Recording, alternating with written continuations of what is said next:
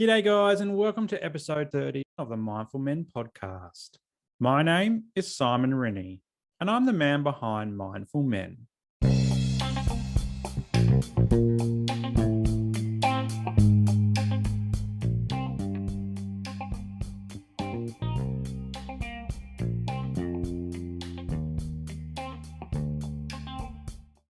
Well, it's been a big few months for me and the family, and I wanted to give a bit of an update on what's been going on. I touched on this as a guest on Josh Binger's On the Men podcast, and I recommend that you check that out as I had a great chat with Josh about all things mindful men. Now, one of those things we talked about was me quitting my job to start my business. Yep, I quit. I resigned. I said goodbye to the only career I've ever really known. So, in this episode, I wanted to talk through how all this came about. If you've been tuning in regularly, you'll know that when I was in my teens, I was going through my darkest days with depression, anxiety, and obsessive compulsive disorder. I was struggling for years, and at one point, I wanted it all to end. But somehow I kept pushing forward. And towards the end of high school, I started thinking about my career choices. And I told myself that I wanted to help people with mental health issues just like mine. But as I highlighted back in episode 8, where I talk about finding new purpose as a mature age student, I didn't end up studying a degree that could help me achieve this goal. As it turned out, after uni finished in my undergrad, I spent the next 15 years in the public service. And over that time, I've done some pretty amazing things and worked with some pretty amazing people. But I've also done some dead boring work. I felt undervalued. At times, I felt that no matter how hard I tried, my work was no less or more important than other people who did bugger all. When asked for feedback on policies, projects, programs, systems, and people, and I gave that feedback, you can't help but feel that it's just largely ignored. I've experienced pay freezes for years on end, and worker rights ignored or even taken away. I've experienced change fatigue and change for change's sake, but not change in a good way. I've experienced connection with agency values, but also disconnection when the focus turns away from people to KPIs. People become numbers, staff become dispensable, and loyalty, hard work, and worldly perspectives ultimately mean nothing. I saw this with my wife a few months ago. She had been in the same government agency for her entire public service career, which spanned 14 years. Compare that to me, and I've been in a whole bunch of different agencies. My wife was recognised as a leader and a damn hard worker. Yet she was also overlooked for ongoing leadership positions because, well, for the last 5 years, she's been a mum. She's been a part-time worker, and she had taken the leave when the kids got sick. And all of this made her unreliable. She was overlooked for leadership positions because business requirements needed people in leadership who were full-time.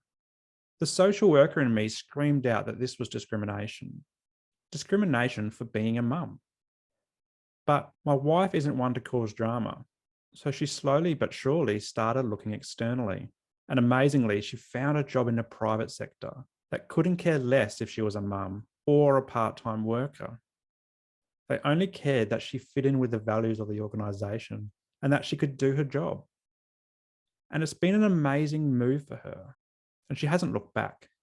Yet when we reflect back on her leaving her old job in an agency where she'd been for 14 years, her farewell was just a rushed morning tea.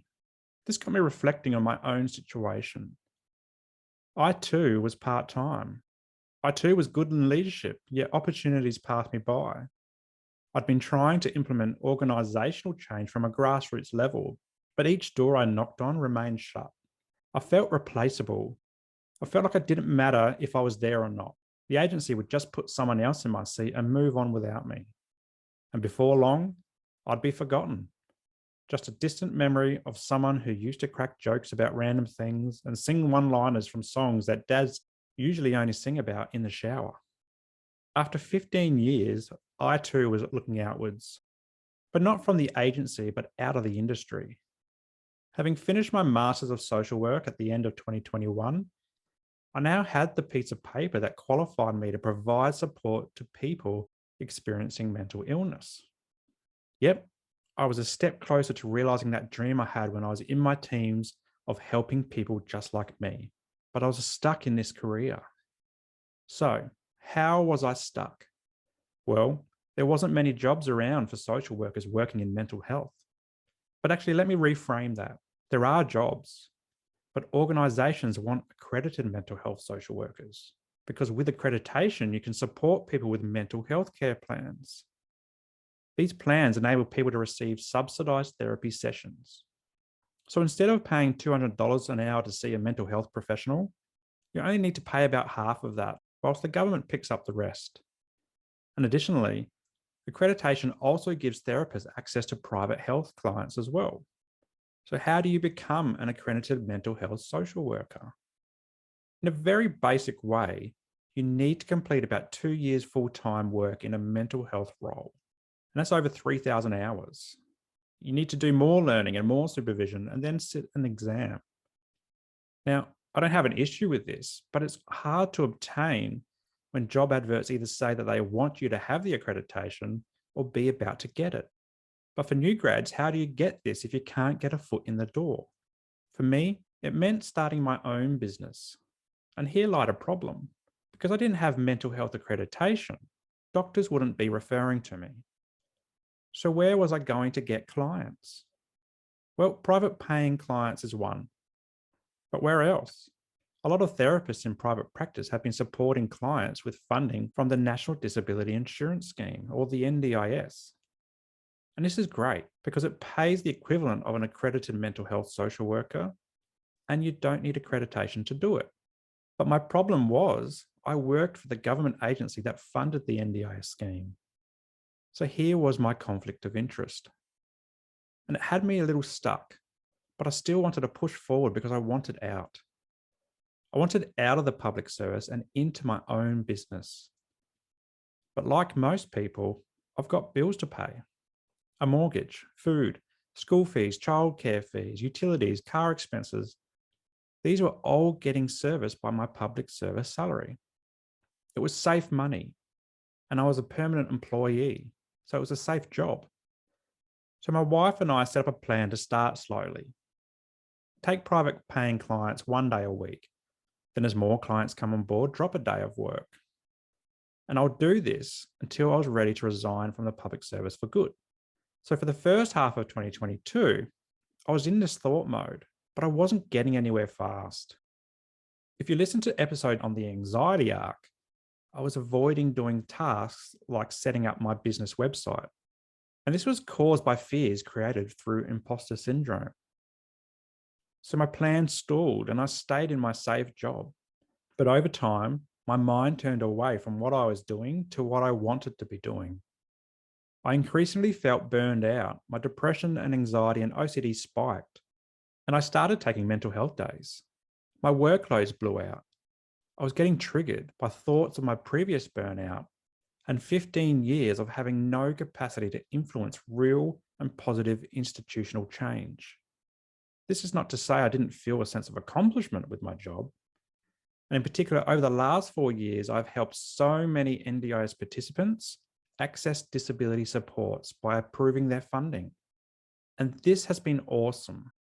I will always cherish this memory as a highlight of my career. But I still felt empty. Being a public servant wasn't my dream. It was just a job. My sick days started stacking up, and I started even getting suicidal ideation. This freaked me out because I didn't have this since my high school days.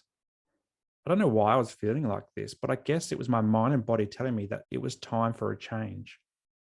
So I went back to the GP, I got a new mental health care plan, some new meds, and I booked a psychologist.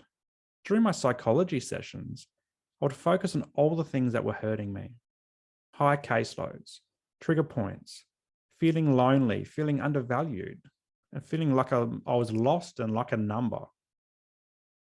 I thought I was stressed because my business wasn't going anywhere, but what I was actually stressed about was being in a job that I had disconnected from. My values no longer aligned with the work that I was doing. They were similar, but very different in terms of how they were delivered. I really don't sit well with KPIs. and seeing people as numbers. But in large government organisations, that's what happens. I really just wanted to help people at that face level. I wanted to see them smile when I gave them a tip to feel better about themselves, or those tears when they finally let go of something that they've bottled up for way too long. You don't get this in the public service. You usually just get angry people who have tried to talk to someone, but they get ignored or diverted between business areas or sent to an online form or system to upload documents. And the only feedback you tend to get is when you've stuffed something up. This didn't sit well with me, but it is what I had experienced over and over again in my career. The longer my mental health leave went on, the more questions I started getting asked about my return to work. When am I coming back? What have I been doing? What will my workload be? I got sick of it in the end, but the fix came from an unexpected source. A few months ago, my wife and I put an order in for a new ute, a Toyota Hilux. I've always wanted one of these, basically because the model is an SR, which are my initials. It seemed like a stupid reason to like a car, but that's what drew me to it. Plus, they're actually good cars and they'll run forever. So we put the order in and we had the cash ready to go. And we actually hoped by saying that we had the cash ready to go that it would speed up the delivery. But like anything at the moment, the delivery would take a long time and actually about 6 months, if not longer. So we waited for 3 months. And when we called to get an update, the car wasn't even built yet. I got fed up with this and started looking for secondhand utes. These were also rare as hen's teeth because car yards haven't been able to keep up with demand because of delays in building and shipping new cars.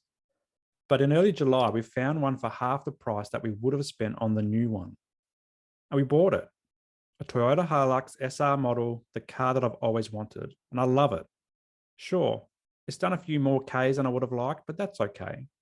But as we made this decision, we also decided for me to use the rest of the money we would have spent on the new car and set it aside to pay bills whilst I get my business up and running. And I'm talking fully, not 1 day a week with just private clients. I'm talking leave the public service and book clients in throughout the week. And not just private paying, but also the NDIS participants, because that conflict of interest was now gone. So we made the very hard decision for me to quit the only career I've ever known. After 15 years, on 19th of July 2022, I had a video call with my work to let them know the news. This was a hard call to make and I was bawling my eyes out, but it was the right decision and I feel 10 times better having made it.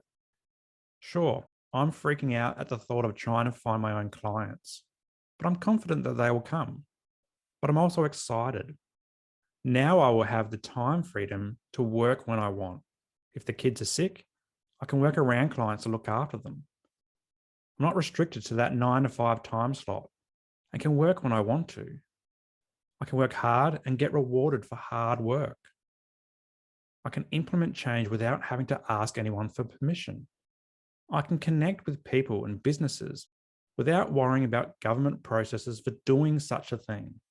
I can engage in political discourse, whereas for 15 years I've had to remain apolitical.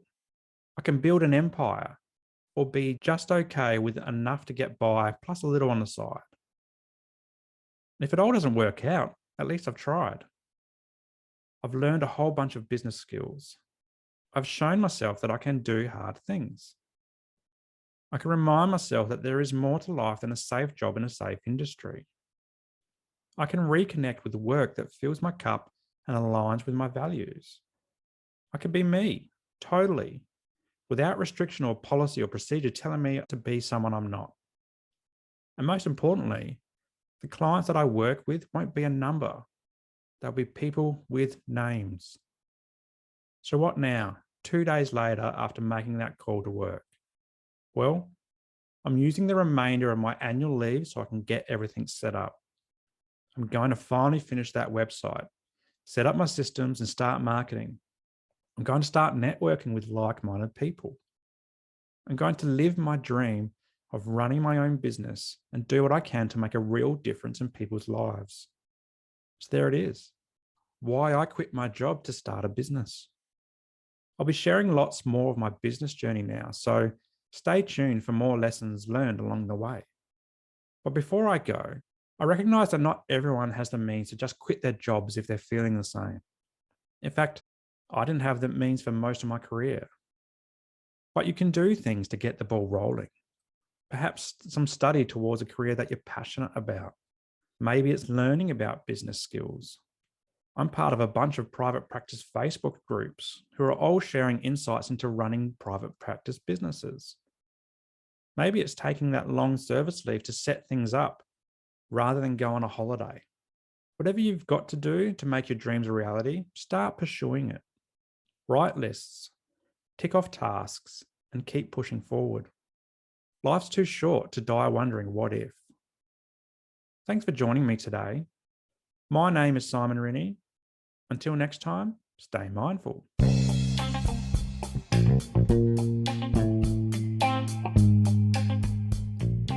If you enjoyed today's episode, make sure that you like it and leave a comment and then share it with your mates. Also, subscribe to the channel and hit that notification bell so that you don't miss a moment of future episodes to come.